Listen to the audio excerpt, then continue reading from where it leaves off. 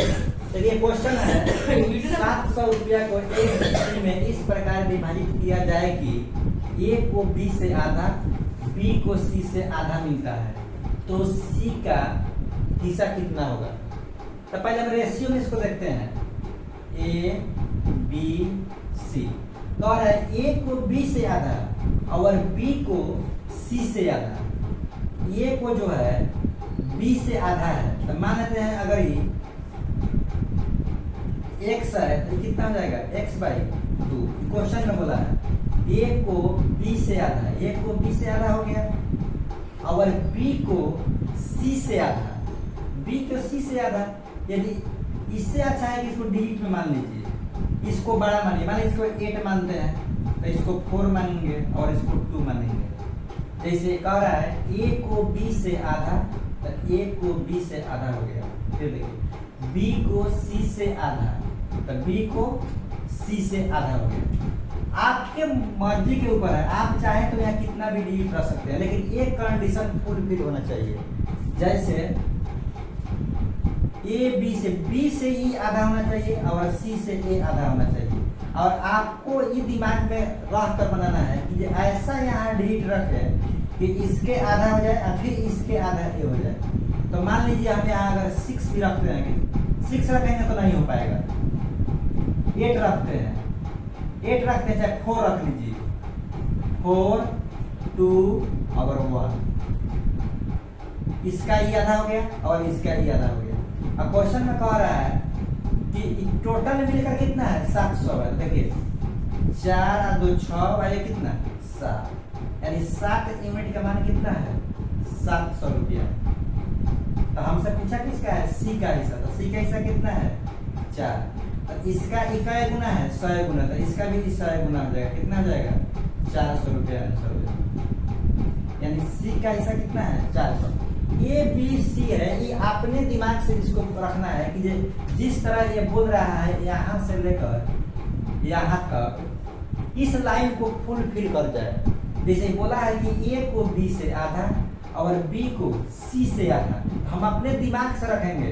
यहाँ एक्स भी रख सकते हैं, कोई दिक्कत नहीं, लेकिन थोड़ा कैलकुलेशन टफ हो जाएगा। फिर अगला क्वेश्चन हम देखते हैं। एक लड़के को एक संख्या के 12 से, एक संख्या के 12 से गुना करने के लिए कहा जाता है। वह गलती से 21 से गुना किया एवं सही उत्तर से उसका उत्तर 63 ज्यादा आता है। तो पूछ रहा है वह सही वो संख्या क्या थी। तो मान लीजिए कोई संख्या होगा, शुरू में x संख्या है, उसको हम 12 से गुना करना था, तो कितना आता 12x, ठीक। लेकिन उसने गलती से क्या कर दिया, उसी संख्या को 21 से गुना कर दिया, तो कितना आ जाएगा 21x। कह रहा है क्वेश्चन में कि जो पहले जो आंसर आता था ना उससे 63 अधिक आ गया, यानी उसका डिफरेंस अगर देखा जाए, यानी 21x माइनस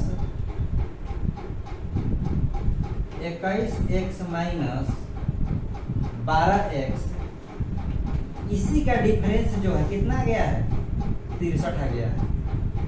तो उस संख्या पूछ रहा है, यानी x का वैल्यू पूछ रहा है, x बराबर हुआ, तो 21x में से 12x जाएगा तो कितना बच जाएगा 9x, और 9x का वैल्यू कितना 63। तो x का वैल्यू पूछ रहा है, तो x बराबर क्या हो जाएगा 63/9, यानी कट के कितना आ गया 7, यानी इसका आंसर कितना हो गया 7 हो गया। यानी शुरू में वो संख्या कितना था 7 था।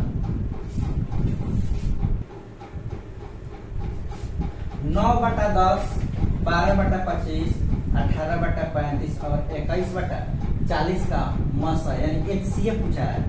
देखिए इसको बनाने का तरीका है कि हम ऑप्शन से डायरेक्ट बना सकते हैं, बनाने की भी जरूरत नहीं है। अगर इसी संख्या को अगर मसा कह रहा है तो ऊपर वाले के जितना है, जैसे 9, 12, 18 और 21, इसका क्या निकालेंगे मसा निकालेंगे। अगर यहीं पर इसका कहा था कि लसा निकाले तो ऊपर वाला का लसा निकालेंगे और नीचे वाला का मसा। यानी कहने का मतलब है कि जो यहाँ कहेगा, जैसे मसा बोल रहा है तो ऊपर वाला का मसा तो नीचे वाला का लसा। अगर यहाँ लसा रहता तो ऊपर वाला का लसा और नीचे वाला क्या मसा। चलिए तो ऊपर वाला का यहाँ क्या पूछ रहा है, मसा पूछ रहा है, यानी HCF पूछ रहा है। देखिए 9, 12, 18 और 21 का अगर देखा जाए HCF, तो इसका HCF इसमें सबसे ऐसा बड़ा संख्या बताइए जो सब को काट दे। देखिए यहाँ 3 है, तो 3 है तो 3 से ही सब कट जाएगा, 3 से सब कटेगा। देखिए 252 हो ही नहीं सकता, 63 हो ही नहीं सकता। तो यानी मेरा ए ऑप्शन और ए ऑप्शन दोनों कट गया, बच गया क्या 3। अब आप बताइए 10, 25, 35 और 40 का अगर HCF निकालेंगे तो क्या 5 आएगा? कभी नहीं आएगा। इसलिए मेरा आंसर कितना हो जाएगा 3/1400।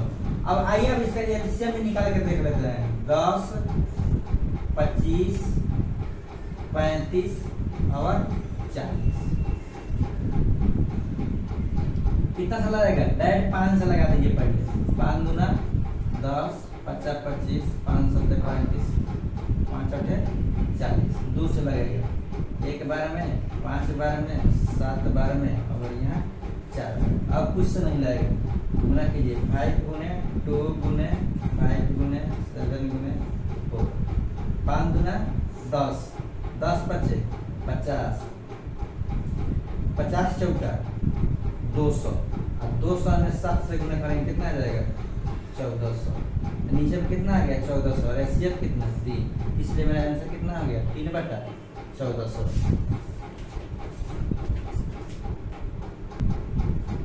चलिए अगला क्वेश्चन देखिए। एक पिता की आयु बड़े पुत्र से दोगुनी 10 वर्ष दुगुनी है। 10 वर्ष बाद पिता की आयु छोटे पुत्र से तिगुनी हो जाएगी। यदि दोनों पुत्र की आयु में 15 वर्ष का अंतर हो तो पिता की आयु बताइए।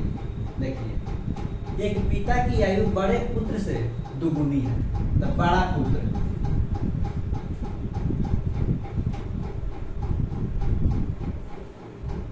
एक हो गया पिता और एक हो गया छोटा पुत्र।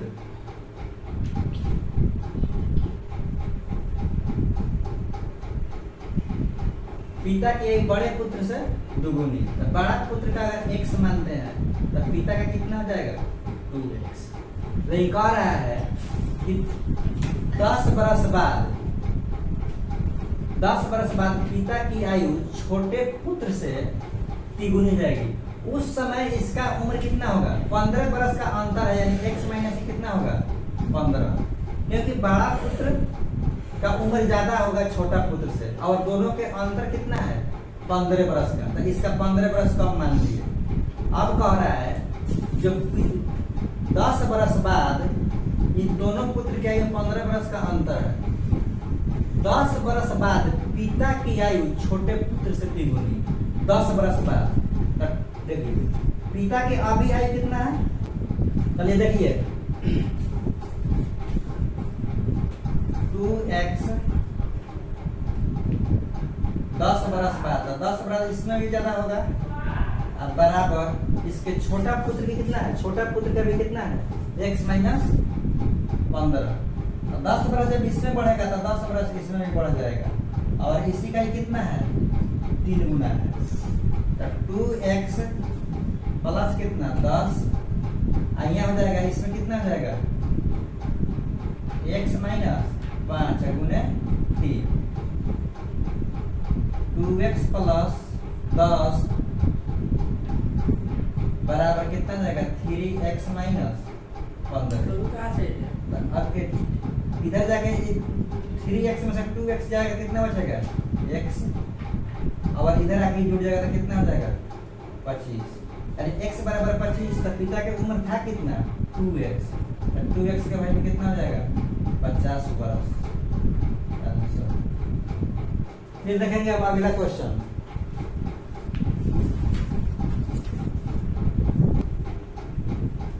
अगला क्वेश्चन है यदि एक कार प्रथम 20 किलोमीटर 2 घंटा में एवं दूसरा 10 किलोमीटर 3 घंटा में तय करता है तो कार की औसत चाल बताइए। औसत चाल बराबर होता है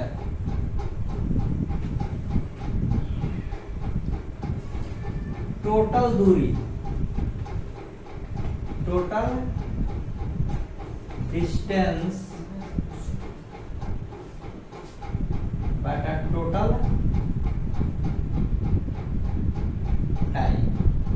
टोटल डिस्टेंस और टोटल टाइम, तो टोटल देखिए टोटल टाइम डिस्टेंस कितना है, तो 20 किलोमीटर और फिर कितना 10 किलोमीटर, यानी 20 प्लस कितना 10। और टोटल टाइम कितना हो जाएगा, तो पहले 2 घंटा लगाया है और बाद में 3 घंटा, कितना हो जाएगा 2 और 3, यानी कितना हो गया 20 और 10 30 और बटा कितना 3 और 2 5, कट के कितना जाएगा 6 किलोमीटर प्रति घंटा। ये आंसर हो गया। औसत चाल बराबर है टोटल डिस्टेंस बटा टोटल टाइम। अब अगला क्वेश्चन देखेंगे, देखिए अगला क्वेश्चन, 665 रुपए को ABC में 2/3, 3/4, 4/5 के अनुपात में बांटा जाए तो ए का हिस्सा कितना होगा। ए का हिस्सा पूछ रहा है कि इसमें कितना होगा। चलिए पहले देखते हैं ए बी और सी।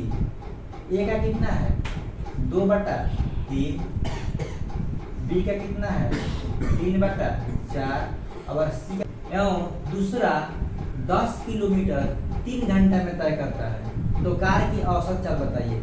औसत चाल बराबर होता है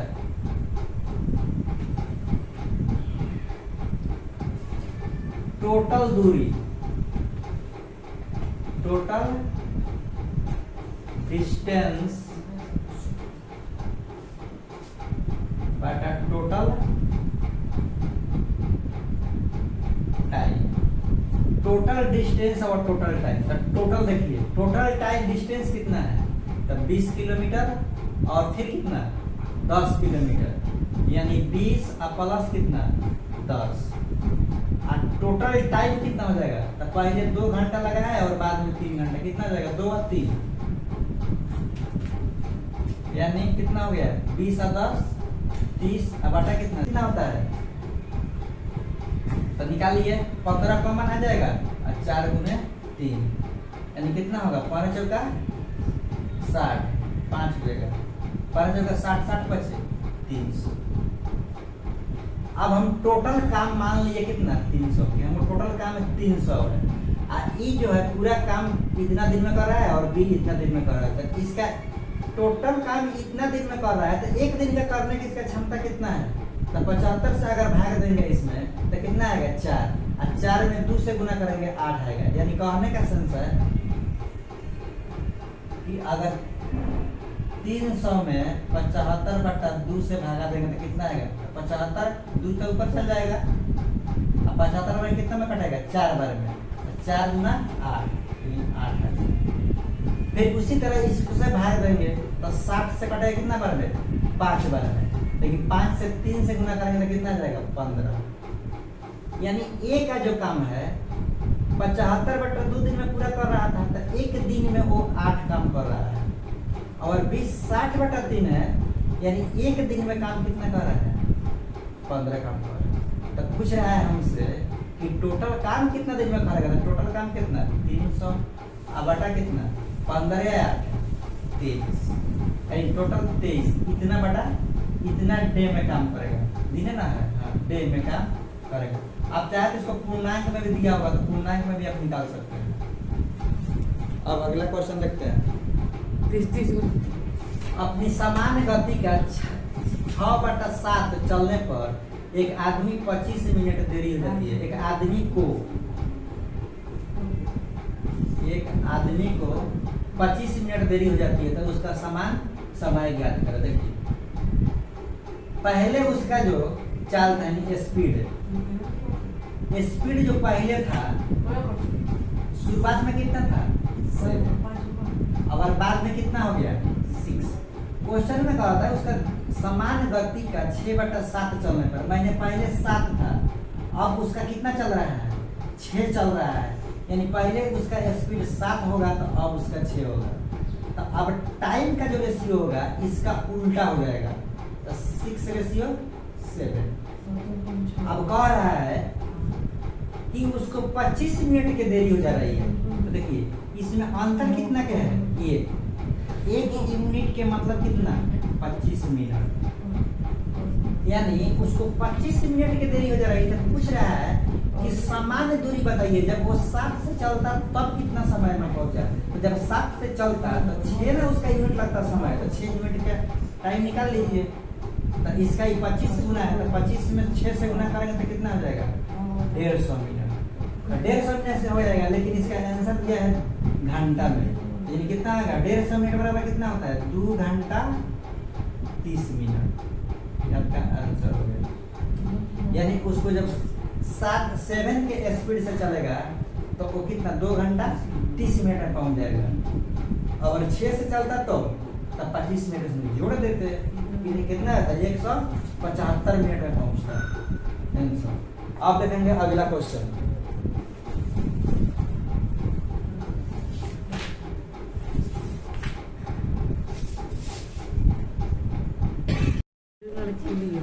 एक व्यक्ति स्थिर पानी में 10 किलोमीटर के गति से चल सकता है।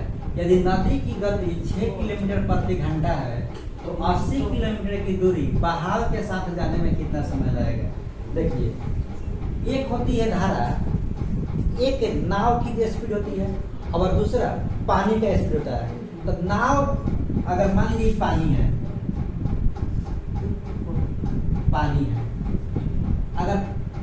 पानी अगर इधर से बह रहा है और नाव भी इधर से जा रहा है, तो यानी पानी का भी स्पीड और नाव का स्पीड दोनों जुट जाएगा। लेकिन अगर यही चीज अगर मान लीजिए पानी है, अगर नाव इधर से जा रही है और पानी इधर से बह रही है तो स्पीड घट जाएगा। ठीक है, तो क्वेश्चन में बोला है कि एक व्यक्ति स्थिर पानी में माने स्थिर पानी में 10 किलोमीटर प्रति घंटा की गति से चल सकता है। चल सकता का मतलब है तैर सकता है, माने यानी तैरने का उसका स्पीड ही है कितना 10 किलोमीटर प्रति घंटा। ठीक, और नदी जो बह रही है, ये व्यक्ति का हो गया और ये हो गया नदी की, और नदी जो बह रही है वो 6 किलोमीटर प्रति घंटा है। क्वेश्चन पर कह दिया है कि 80 किलोमीटर की दूरी बहाव के साथ जाने में, मतलब जिधर से पानी जा रहा है उधर से ही आदमी तैर रहा है, तब 80 किलोमीटर जाने में कितना समय लगेगा। तो दोनों का तो स्पीड जुट जाएगा। ऊपर कितना है 80 किलोमीटर, स्पीड जुट जाएगा कितना 10 + 6 किलोमीटर प्रति घंटा। ये कितना जाएगा 80 बटा कितना 16 किलोमीटर, और ये जाएगा किलोमीटर प्रति घंटा। कट जाएगा कितना बार कटेगा, कितना समय पूछ रहा है, तो कितना हो जाएगा 5 घंटा आंसर। अब मेरा 10 क्वेश्चन का सीरीज था। अब 1 से लेकर 10 तक क्वेश्चन एक प्रैक्टिस सेट बनाए हैं। आगामी कोई भी एग्जाम होगा उसमें बहुत इंपॉर्टेंट क्वेश्चन है। फिर अगले वीडियो में मिलेंगे।